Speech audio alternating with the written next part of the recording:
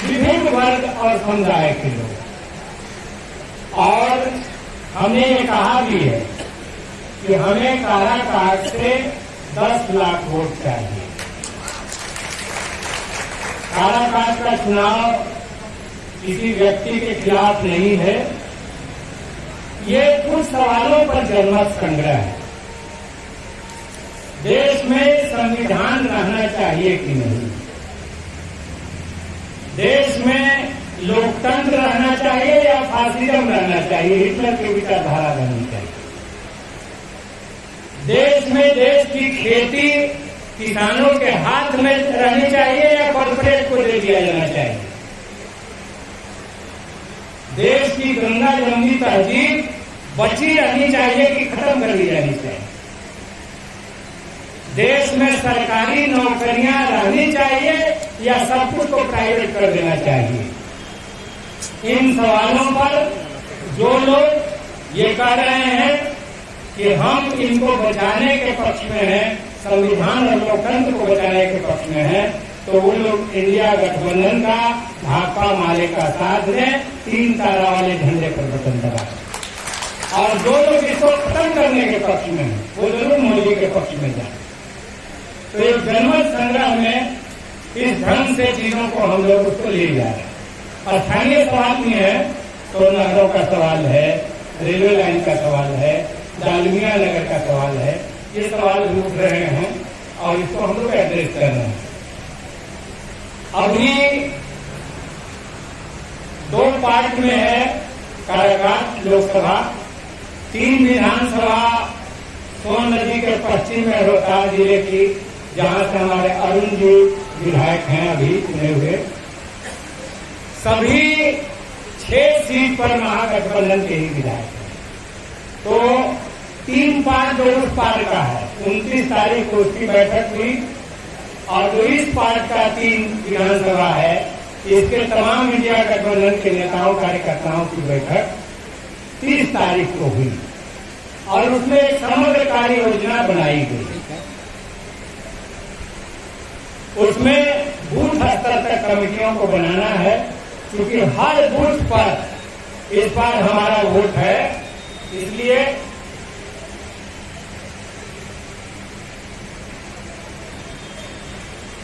हमें हर बूथ तक जाना है, हर बूथ पर कमेटी बनानी है। क्योंकि अगर वोट को बड़ा पोलिंग करवाना है तो बूथ कमेटी जरूरी होगा। उसके 10 सूत्री कार्यभार चिन्हित किए गए हैं, जो पूरे ग्रुप में डाल दिया गया है। हमने अपना दौरा शुरू कर दिया है।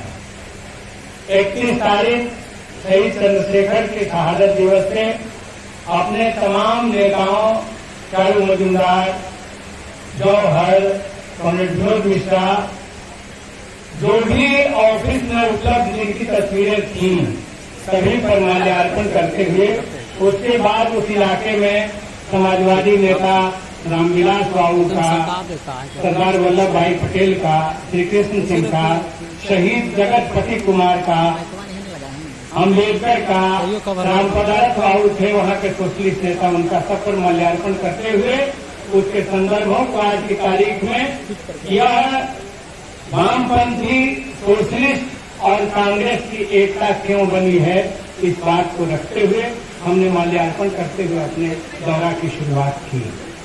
और गांव में एक अद्भुत उत्साह है। गांव के गरीब टोलों ने, दलित वर्ग ने, हमने देखा कि उन्होंने संविधान पकड़ लिया है। हमें देश के संविधान को बचाना है, ये एजेंडा है उनके बीच। अगर संविधान नहीं रहेगा तो हमारे अधिकार नहीं रहेंगे, ये संदेश है और इसको हम लोग ले लिया है। और ये बहुत मजबूत था जब गांव के गरीब ने संविधान को अपने हाथ में पकड़ लिया है, तो इस देश के संविधान को खत्म करने की औकात और ताकत मोदी में नहीं। ये लड़ाई चलती है। एक प्रवासी मजदूर मिले, उन्होंने कहा कि सर हम लोग कोरोना काल में जो झेले हैं, कौन भूलेगा इसको। ये देश में आतंकवादियों की सरकार चल रही है, ये पूरा आतंकवाद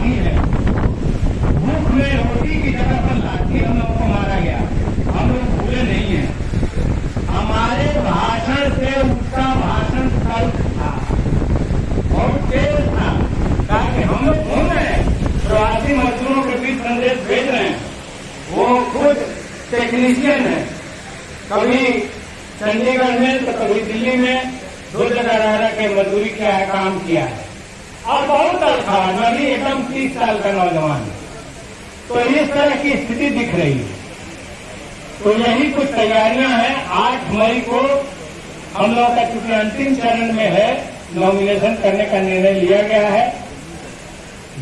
बीच में बैठकर होकर के और रणनीति बनाई जाएगी। बिहार के संदर्भ में एक बात हम कहना चाहेंगे कि जरूर हमने दावेदारी की और सीट हमें मिलने की, अब ये बात इतिहास पर छोड़ दी गई। जैसे पिछली बार भी ये सवाल उठा था, करोड़ों मुंह से ये सवाल उठा था कि माले को अगर और सीटें मिलती तो बिहार में महागठबंधन की सरकार बन जाती। तो इस बार भी इस बात की समीक्षा करनी पड़ेगी इंडिया गठबंधन को कि माले को जितनी उसकी औकात थी उतना सीट आप दे पाए कि नहीं दे पाए। लेकिन हम अपनी तरफ से अब यह गिला नहीं करने जा रहे हैं। हम यहां पर जमा है इस बात के लिए कि महागठबंधन, इंडिया गठबंधन हमारे नेताओं और कार्यकर्ताओं की ईमानदारी, समर्पण और जुझारूपन को देखेगा। इस कन्वेंशन से संकल्प निकल रहा है कि हम भाजपा को शिकस्त देंगे, 40 सीट पर हम हराएंगे। जहां खुद हमारी पार्टी नहीं खड़ी है वहां पर भी एक एक कार्यकर्ता, महिला, पुरुष, नौजवान, मजदूर, किसान, जो भी हो, वो दिन रात 24 घंटा अभी से 2 महीना मेहनत करके और भाजपा को शिकस्त देने की गारंटी करेंगे, इंडिया गठबंधन के उम्मीदवारों की जीत की गारंटी करेंगे। इसमें कोई कोताही नहीं बरतेंगे। और साथियों, अंतिम बात ये कहते हुए,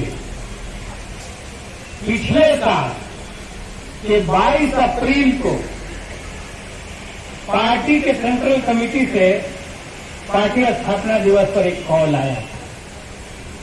उस कॉल को याद रखना होगा। कॉल ये था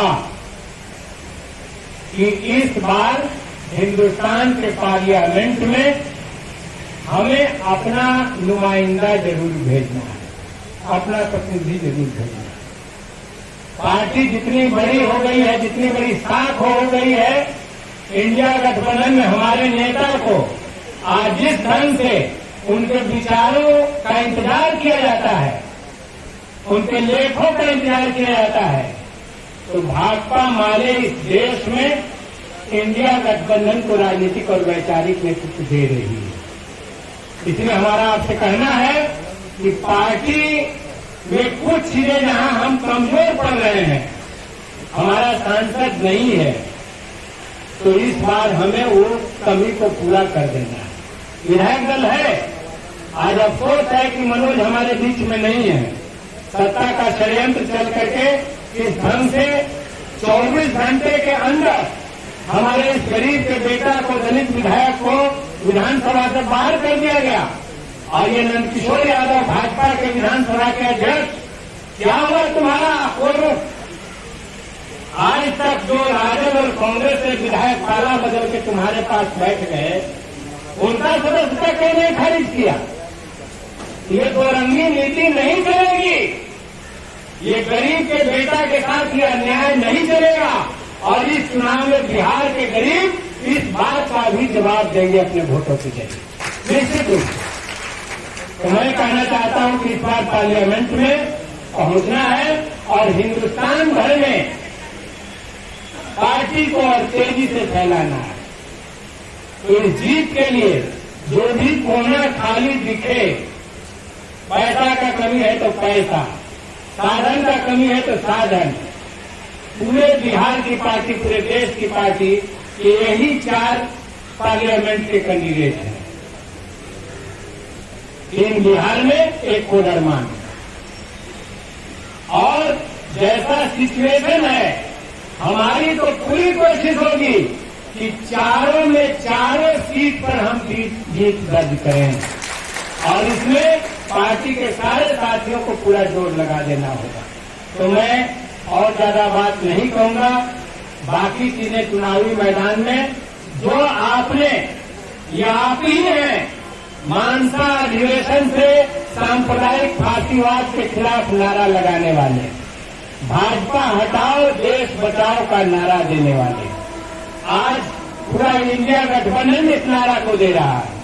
संविधान और लोकतंत्र को बचाने की बात आज पूरे लोग मिलकर कर रहे हैं। तो आप राजनीतिक रूप से 2 कदम आगे चल रहे हैं और यही कम्युनिस्ट पार्टी की भूमिका भी होती है। Hindustan socialist Republic association Bhagat Singh का पहले जो नारा देता था, बाद में कांग्रेस उसको स्वीकार करती थी।